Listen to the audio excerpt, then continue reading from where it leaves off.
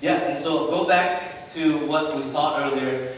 So in the very beginning of that video, we see a dead tree. Well, it's not necessarily dead. The tree is still alive, even though there's no leaves on it.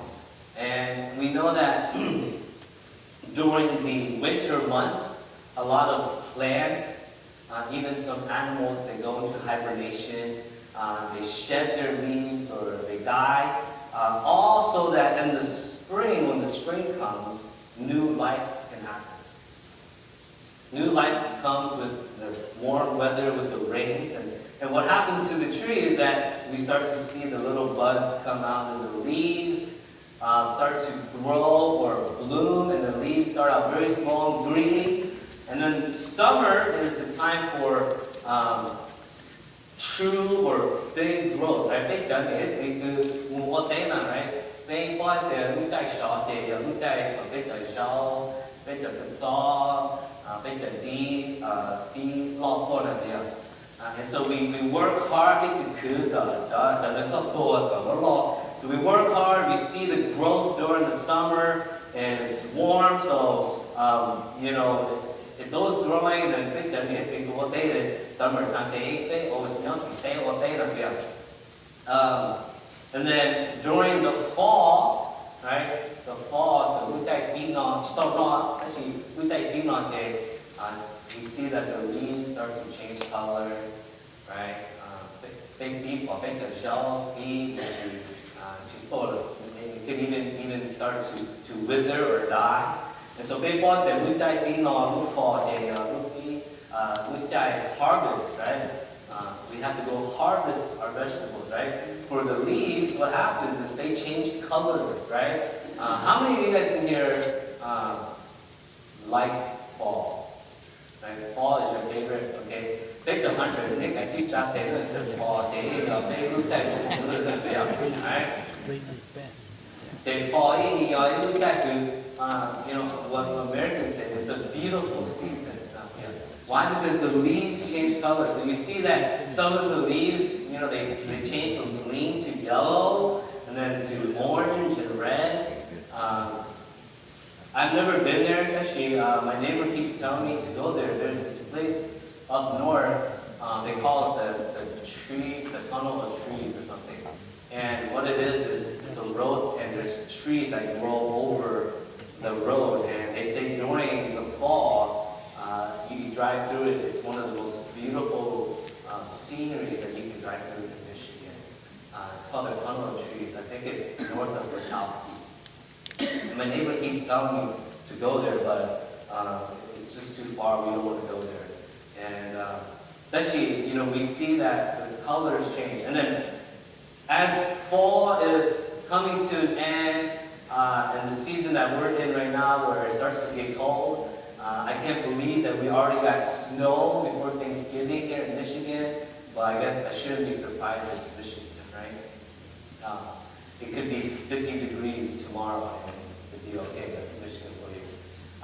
The leaves, right? They turn brown, right? And we start to see that the leaves fall, right? And then what's left in the trees is nothing but just branches. Why am I talking about seasons? Why am I talking about leaves? Well, when I was thinking about what message to preach, and I was just sitting in my house, looking out the window, and I noticed that in our tree in the backyard, all the leaves are falling down. Right? And for many of us, for our kids, they probably hate that because the parents, you guys probably force them to go rake the leaves, right? I'm glad that our tree is pretty small. And I noticed that all the leaves are off the tree and on the ground and dead. And I was just thinking, like, you know, so many times in our life, or I shouldn't say so many times in our life, but in the same way, our lives are very similar to the changing of the leaves. Okay? In our lives, we go through seasons, just like how the tree goes through seasons. Now, our seasons may not necessarily go or correlate to summer, fall, and winter.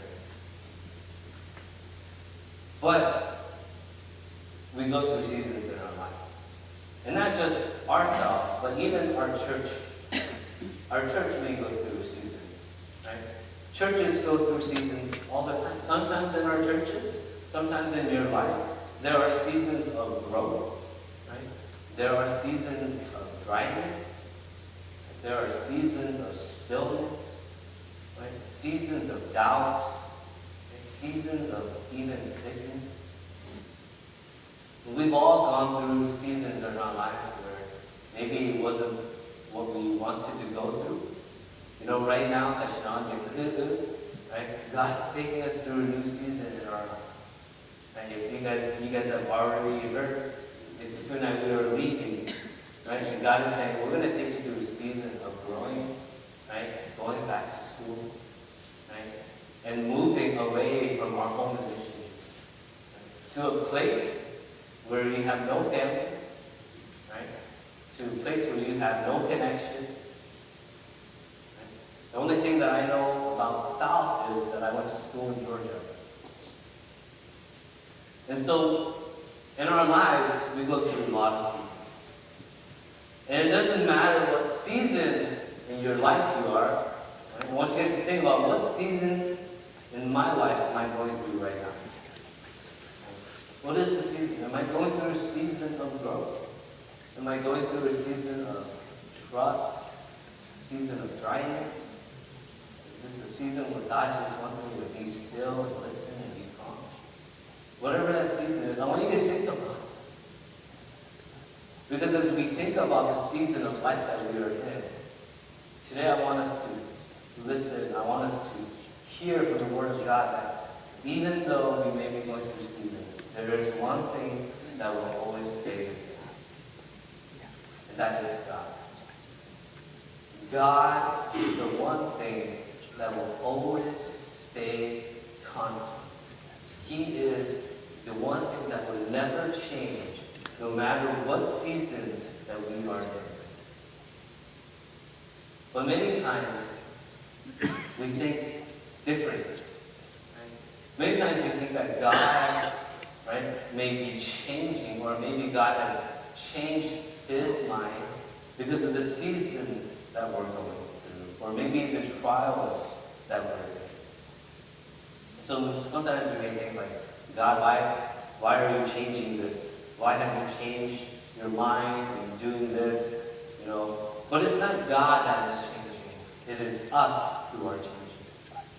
And as the new year approaches, and as this year comes to an end, I want us to realize that whatever season that you're going through, okay, most importantly, whatever season the church is going through, that we must remember that the Lord, our God, stays the same.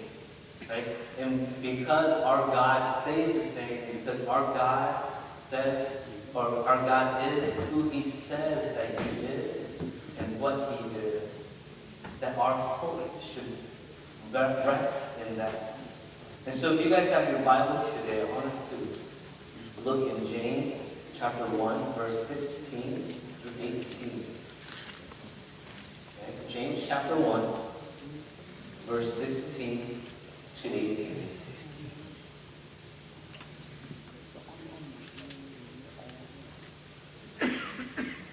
And James writes this.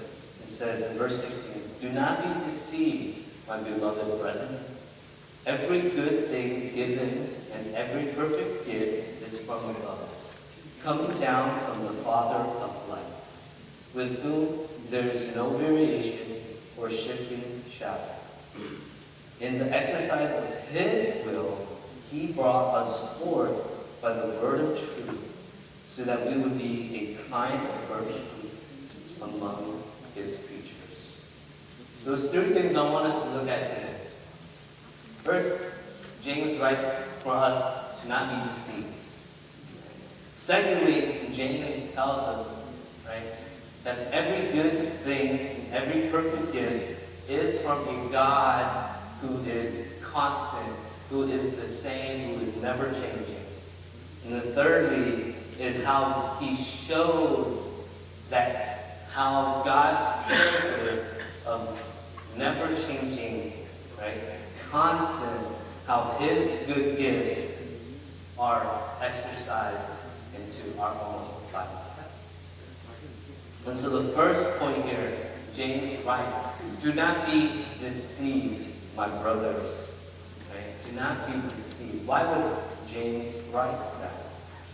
Well, this is a transition from the very beginning of James chapter 1. And we know that in James chapter 1 is a chapter that talks about going through trials and issues.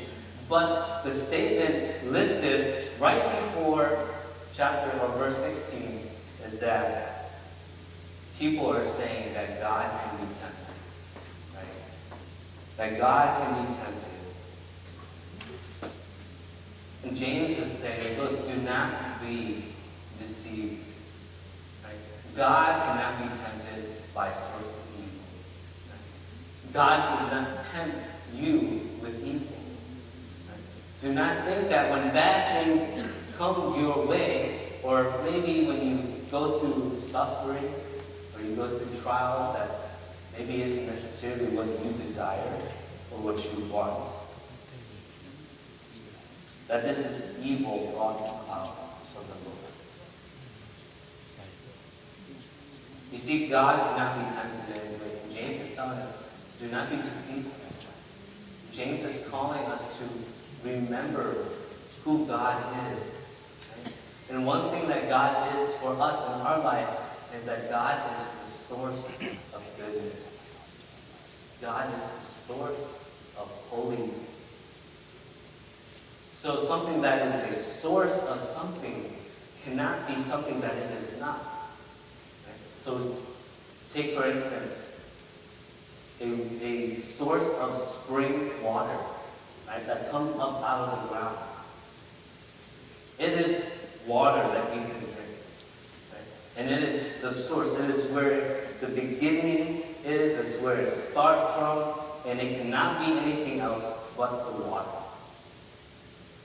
God, being the source of goodness, can only give goodness, or give goodness, can only share the goodness.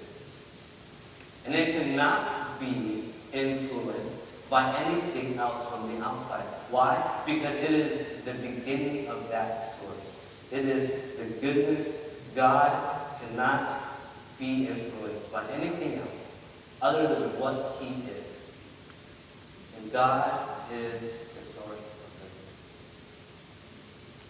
goodness. And this is who God is. So let us not be deceived that God, right, that God can be influenced by evil or tempt us with evil. But God, the only thing that he can do, because this is who God is that he gives us good things. And James continues that in the next verse, in verse 17, when he says, every good thing given and every perfect gift is from above. Let's look at that one. Verse 17 here is the theme of the next, or the rest of chapter 1, where it talks about the character of God, right? Because James says, because of the character of God, everything that you get, right? Everything that you are given, and every perfect gift, right, is from God. Now we have to take a minute here, right, and define what every good thing given and every perfect gift is. See, we live in a time or a generation, an era, where when you receive a gift from someone, right, you expect it to be good, right? When you hear the word good, right, it's a positive thing. Right? It's something that's supposed to better you, right? So if you get a gift of $50, you're happy because now you're $50 richer, right? You didn't have that $50 before. Okay? So when you hear the word gift or good thing given, perfect gift, we automatically assume that it's something good, right? So some of you may get a promotion at work, right? That's a good blessing. That's a great thing because now you're going to get paid more, right? Some of you are going to be given a gift and you never expected, and you're excited. But when a gift is given to you, right, and it's not what you want, right, or you expect, it's considered a bad gift or a gift you don't want. I still remember last year at our youth Christmas banquet or Christmas party. Big a little bit what you call a gift exchange, and on gift exchange day, you take a pair of socks, okay, and we ask that it be a new pair of socks, okay, but if you can't get a new pair of socks, you can use your old one, like we said. And in that sock, we call it sock stuffing or something like that. And so basically, you take that sock, you fill it with gifts, right? So it can be like candy, it can be money, it can be whatever it is that you want, right? And then what we do is we put it all in a pile, and then everyone picks a number, and they have their chance to grab a sock. But we can't open it to the very end, right? And so I still remember there was this one sock that it looked like it had a lot of great gifts. Right? And sometimes, we do this with our family, the white elephant. Everybody wants the big box. Right? Well, this box, it looked like it had something great filled in. Right? And so initially, people were kind of fighting for it. I think Kenneth ended up with this stuff. And so at the very end of the game, we opened all our socks. And some of the gifts that the youth gave were really great. Some of them gave like $15, $10 gift cards to McDonald's, right? Some of them gave like a lot of good candy. Well, this one sock that everyone initially wanted, right? When Kenneth opened it, it was filled with a banana and avocado, right? And I still remember when Kenneth opened it, and we were like, oh man, we're glad we didn't get that one. Right? And I think Kenneth left that gift at the house, right? Because it's a gift that you don't want, right? I mean, for me, I don't like avocados, right? Which came out the avocado. So I would have just left it too. The banana I probably would have ate, right? But it's Christmas. Who gives bananas and avocados as a gift, right? And this is a gift that was deemed bad because nobody wanted it. Right? So when we think of every good thing given and every perfect gift, we automatically assume that it has to be good, right? And so when God gives us a gift, we want to give like, God, I want you to heal me, right? And the only way that it can be a good gift or a good blessing is if God heals me, right? God, I need you to bless me with this job, right? So that I can do this with my life, right? And if we don't give that gift or that blessing, right, we think that it's bad, that God isn't on our side anymore, or God isn't the all-loving, all-kind God anymore. But we have to go back to the context of this book, at the very beginning of what James is writing here. Okay? And this is what James means when he talks about every good thing given, right? And every perfect gift is from above, God. Right? He says this in verse 2. Consider it joy, my brethren, when you encounter various trials. How can trials, right, suffering, struggles, how can that be good? Because this is the good gift, right? This is the perfect gift. This is the good thing given by God to us. How can this be good? Well, James answers that in verse 3. He says, knowing that the testing of your faith produces endurance, and let endurance have its perfect result, so that you may be perfect, complete, lacking in nothing. I know that in the midst of suffering, I know that in the midst of trials, it is hard to see that it is good. Right? Because we just look at the hurt. We look at the suffering. We look at the hardship that maybe you or somebody that you know is going through. Right? I think of the family who just lost their dad this past weekend from the hunting incident. And how hard that must be for them to go through this. And like I said, I don't know if they know God or not, but even how much harder it is if they don't have Jesus. But God says, this is good. This is my good thing that I'm giving to you. This is the perfect gift. Right? Why? So that you, right, will have endurance in your faith. James says the testing of your faith will produce. Why do we need endurance?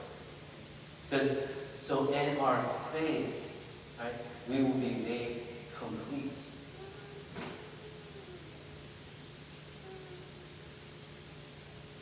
And these things that are given, these trials that are brought upon, right, or that we meet or we go through, right, these seasons of change in our life, it's not that God's not in control. God is the one who has already ordained that you go through this. And I know it's hard. Our church family has gone through so much suffering in the past 3 years. People that we love, right, has gone to be with the Lord. I just lost a youth member in Green Bay. His name's Isaac. He's, I think, 19, 20. He died of cancer.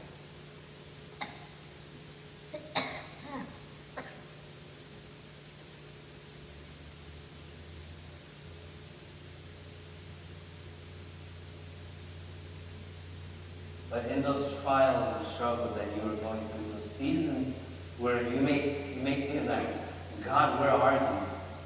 Those are our gifts.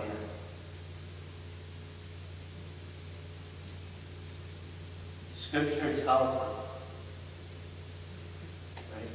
And a lot of times we forget this.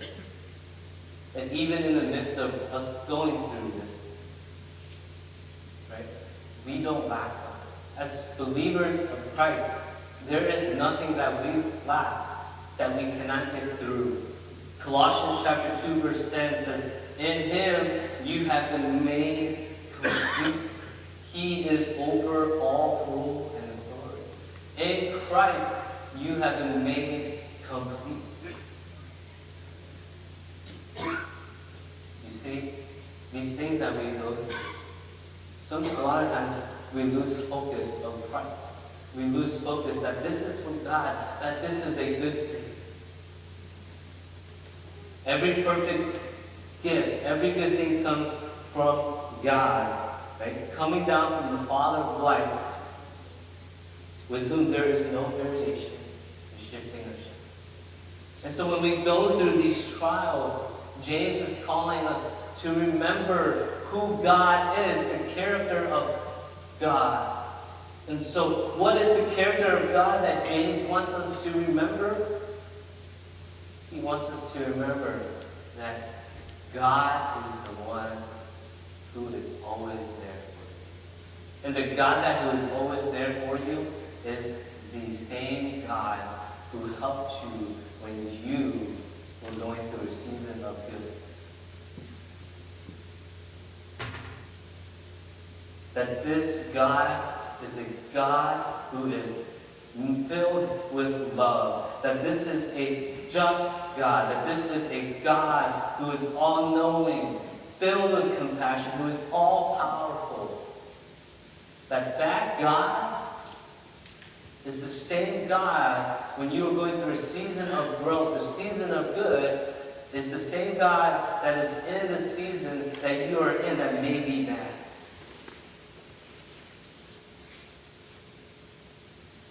This is who the God that we worship is.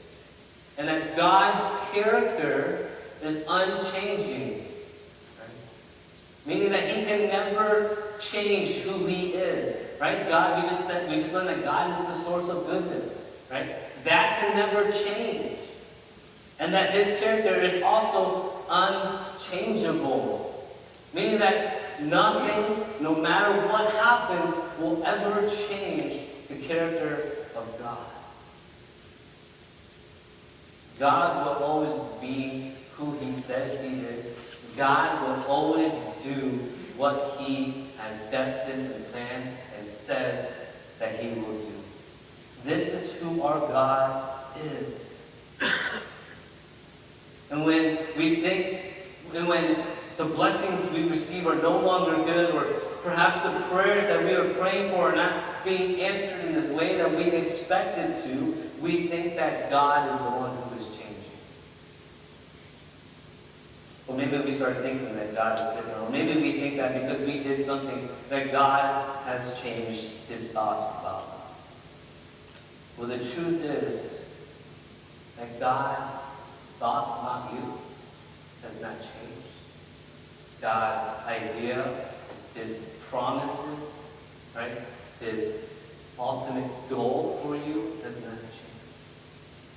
God looks at you with love, always. You see, God, He will bless you 365 days of the year. But can you see it? Can you see that He is blessing you? What kind of gift or what kind of good thing are you expecting? And this isn't a prosperity thing that I'm teaching you, that God is always going to bless you with good things. Sometimes we need to look at our struggles, right? And do exactly what James says. Take joy in the trials. Because the hardships that we go through, we need to count those as blessings. The struggles, the sufferings that we go through, those are blessings too. It's all for so that we can grow as believers and have faith that God is who He says He is. And James gives us this illustration of how God is constant, how God doesn't change. Right? I want all of you right now, okay, just look down at your feet. Okay, just look down at your feet or down on the ground. What do you guys see? What do you see? Shoes, okay? What else do you see on the ground right by you as you look to the ground? What is being projected onto the carpet? Your shadow, right? Now, I still remember when Silas was in here during Deng Seng's Dang party, right? And he was dancing right there in the middle because Silas saw his shadow, right? And if you guys were all to stand up, you can see your shadow in different angles, not the other. The way our lights are, they shoot down, right? And if you look on the wall, you see the shadows of our lights too, right? And Silas is dancing to his shadow because he's like, oh, what's going on? You know, he's dancing and just having fun. You see, shadow is dependent on what? On light, right? So if there's no light, okay, there's no shadow. Okay? If there's a bit that hits you, you might not understand this, right?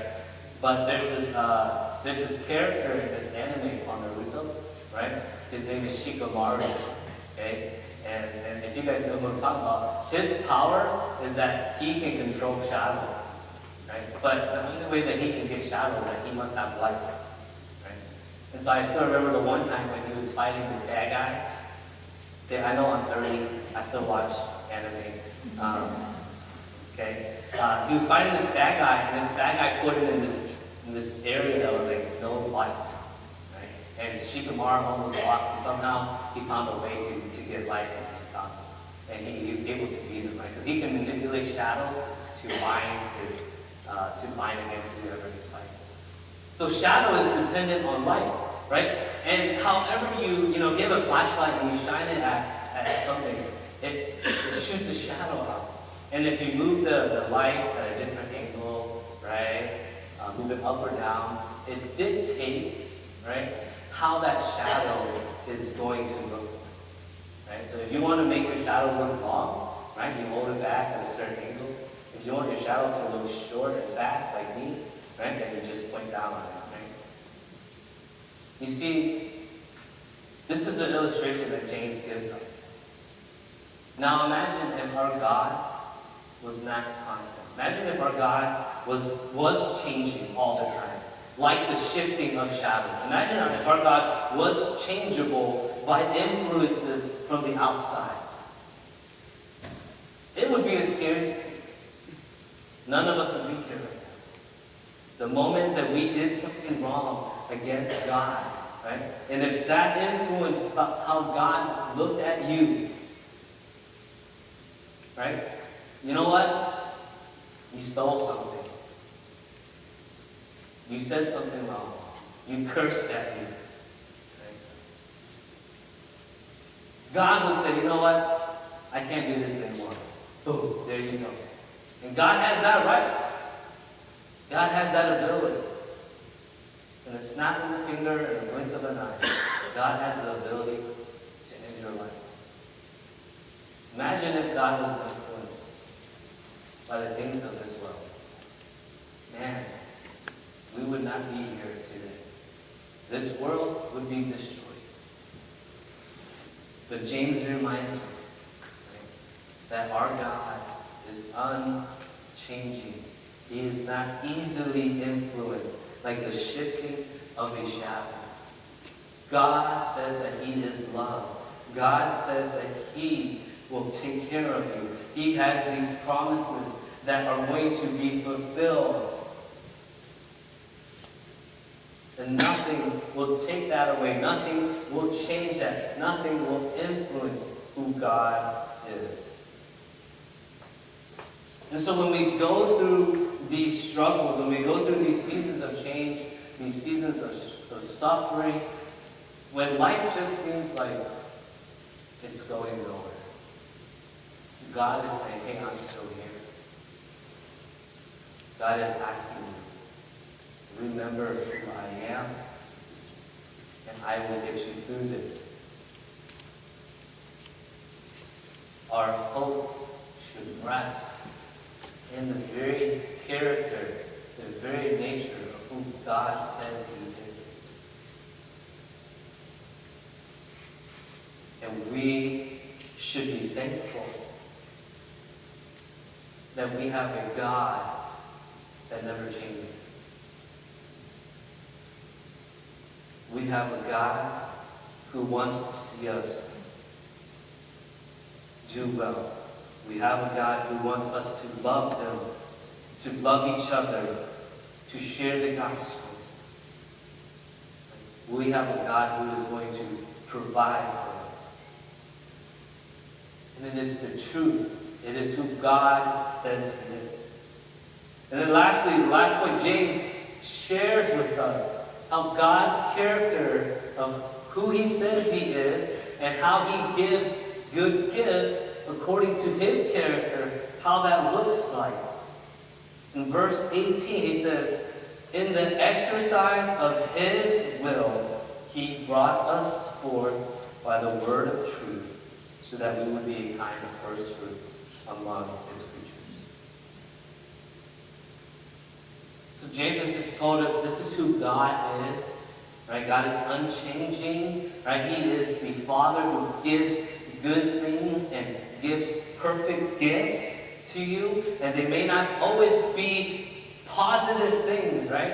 Sometimes we've got to go through hard things, right? So that we can be reborn or renewed, right? He says, but let me give you an example of how God's character, right, from the very beginning of creation to now and to the future of when Jesus Christ comes back, how God's character has remained the same. And he says that in the exercise of God's will, right? Meaning that from the very beginning, God's power, God wanted this to happen, right? He says that God brought us forth. Meaning that God saved you. By God's power, by God's ordained plan from the very beginning, right? God brought you forth. God saved you, brought you away from sin, right? Took you away from the chains of Satan. How? Through the word of truth. That is the gospel of Jesus Christ. And this is a perfect and outstanding example of God's good gift. The new birth that you now have or received, right, through the gospel of Jesus Christ, when you come to believe in that gospel, right, that is a perfect example of God's good grace and his character that has not changed from the very beginning. You see, I don't know where you guys stand on this. This is up for debate. We're not going to debate that right now. God already knew who was going to be saved. God had predestined those who are going to be saved. If God didn't, God would not be the all-knowing God. See? God hasn't changed. And so from the very first day when God created the heavens and the earth, God had already planned that I'm going to create Adam and Eve. You know, they're going to mess up. They're going to eat that apple. I'm already planning for that. I already know sin is going to enter into this world. Even though that may not be what was the best thing. But God knew that that was going to happen. So God said, you know what? I'm going to show my glory. I'm going to show my grace. I'm going to show my compassion. That even when my creation messes up, I'm going to save them. God planned that his son, Jesus Christ, would be the way out. Would be the sacrifice. Would be the way for salvation. See, God didn't create Adam and Eve as plan A. And then Adam and Eve messed up. And then God said, oh man, I need a plan B. And Jesus, let's talk. All right, come here, son, let's talk. Well, are you willing to die for these people? No. Jesus dying on the cross was plan A. It was always from the beginning. And this is his good gift. His perfect gift. Because without Jesus, without God planning that Jesus would be the way to salvation, without God already predestining you to be saved by his son Jesus Christ, the word of truth, we would be condemned to hell. We would not know who God is. And so this is an example of who God's character is and who he is and how he gives good gifts. But wait, God didn't just save us so that we could be saved, right? God just didn't say, here's Jesus Christ, he came and died for your sins on the cross, so that we can be saved and do nothing about it. And then we can just say, hey, I'm saved, I believe in this Jesus who died on the cross for me, I felt something in my body and I cried, I'm good now, I'm saved, I don't need to do anything, just come to church every day so that it looks good, right? No. Jesus just didn't die for you so that you could just say you believe in him and come to church and do nothing. But he says this, James says this, so that we would be a kind of first fruits among his creatures. What is this first fruits, right?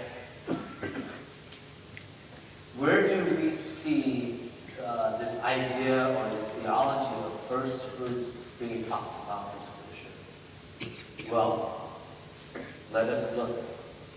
In Deuteronomy chapter 26, right, we see the first time where God, or not God, but the people of God, the Israelites, right, give their first fruits of their harvest to God as an act of worship. Let me read that. Deuteronomy chapter 26, verse 9 to 11. It says, He has brought us to this place and has given us this land, a land flowing with milk and honey. Now behold, I have brought the first fruit of the produce of the ground which you, O Lord, have given to me. And you shall set it down before the Lord your God and worship before the Lord your God. And you, the Levite, and the alien who is among you, shall rejoice in all the good which the Lord your God has given you in your house.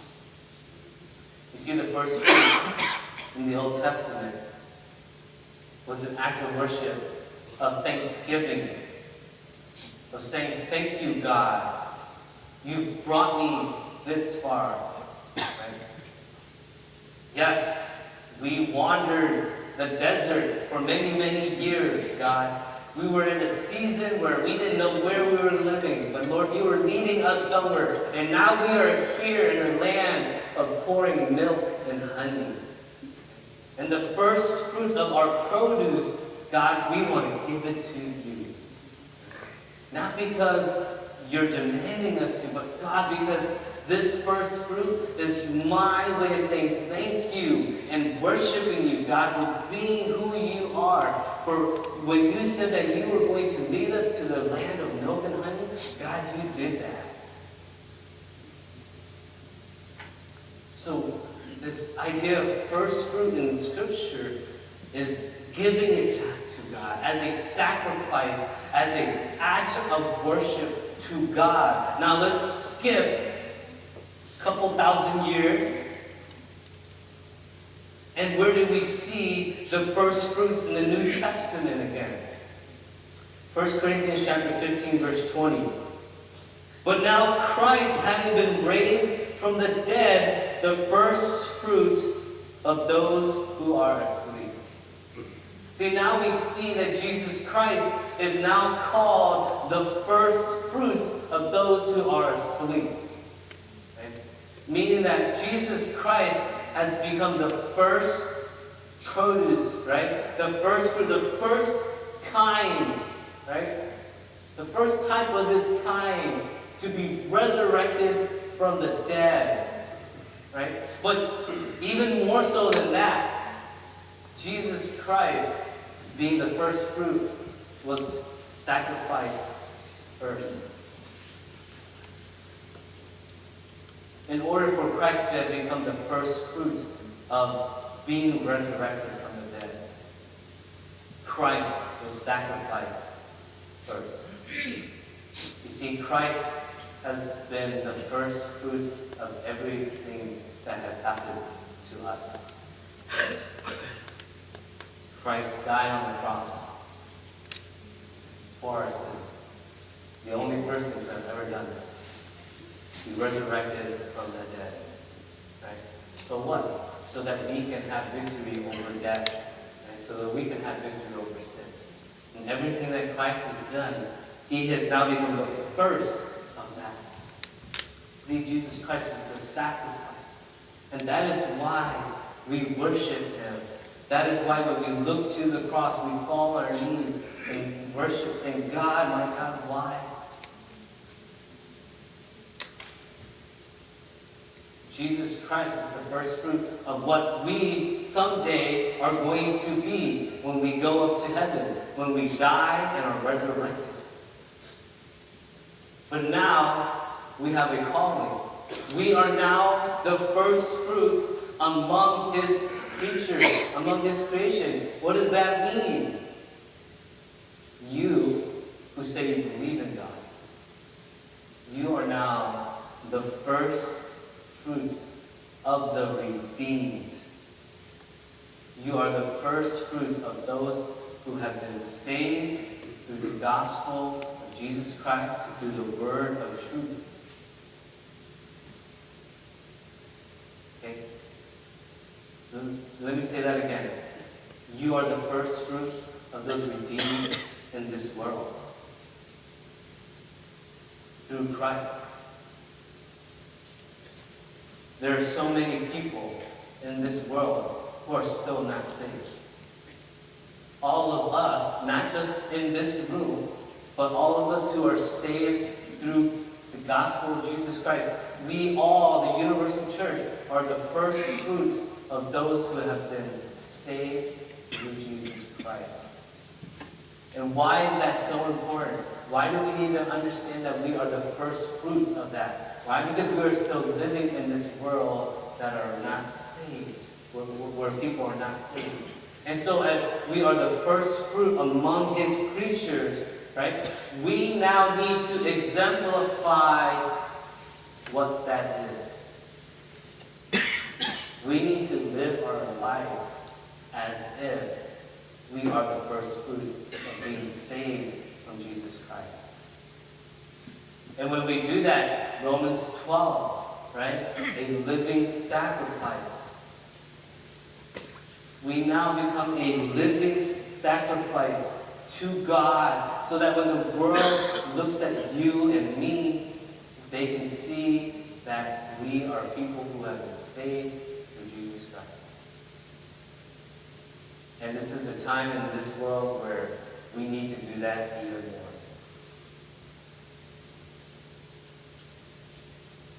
And so through God's perfect and unchanging character, right, the giver of good gifts, he has saved you, right, through the gospel of Jesus Christ, so that you would become the first fruit among those who are being saved today, so that you, right, can be a representative for Christ, be a witness for the gospel of Jesus Christ to those who don't know, so that you can save, or not that you can save, so that you can share the gospel of Jesus Christ to others, so that they can be saved through the gospel which saved you. And if we don't understand that the God from the very beginning of creation is the God who stays the same, right? That he is a good God, right? And that his character is never changing. And if we believe that God is always changing, and then we think that God is, one day he's good, and one day he's nice, and one day he's mad, one day he's not this, right? We will never be able to understand that in our own lives, right? That the goodness of God, his unchanging character, right? If we can't understand that, we will never be able to live our lives in a way that exemplify that we are the first fruit. Even if you are going through a season, right, that is tough, even if you're going through a season of growth, we still need to exemplify that. We still need to remember that God is who he says he is, right? And so no matter what season you're going through, remember that the ultimate goal is that you were purchased, you were saved by God's plan from the very beginning of time. No matter what season that you are in, that God has ordained you, God has planned for you to be his witness among this generation, so that you can be a witness to the gospel of Jesus Christ. And that in those times where maybe life seems like it's going nowhere, in those times where life is going somewhere and things are going good, remember that it is God who is always there for you. It is God who has put you through those things. Let us pray.